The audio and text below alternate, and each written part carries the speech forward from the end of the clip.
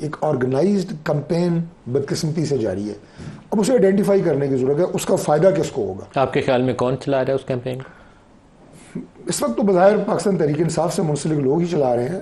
اور آپ کو پتہ ہے اس بات کا کہ ایک شخص یعنی سینکڑوں جعلی اکاؤنٹ بنا کے منظم طریقے سے، اور پاکستان سے میں بیٹھ کے نہیں، پاکستان سے باہر وہ قوتیں بھی جو ہیں وہ بھی بالواسطہ بلا واسطہ اس پوری کمپین میں ملوث ہیں. عرب سپرنگ میں تباہی آپ کو پتہ کیوں ہوئی تھی؟ آپ نے ان ملکوں کی فوج جو تھی، عوام جو تھے، وہ ان کے خلاف بھی فرق پڑے، اور ہم وہ سچویشن ڈیولپ نہیں کر رہے خود سے کانشیسلی. آپ نے ابھی بھی جو کہا کہ بظاہر یہ کام تحریک انصاف کے لوگ کر رہے ہیں، تو تحریک انصاف تو پھر وہ ٹیررسٹ جماعت ہوگی نا، دہشت گردی کا رہی ملک کے خلاف. یہ تقریباً ویسے ہی بیانیہ جو حسینہ واجد نے بنایا، اس نے کہا یہ سارے طالب علم دہشت گرد ہیں. میں اسی لیے تو سبق سیکھنے کا سوال اٹھایا کہ ہمیں سبق نہیں سیکھنا چاہیے.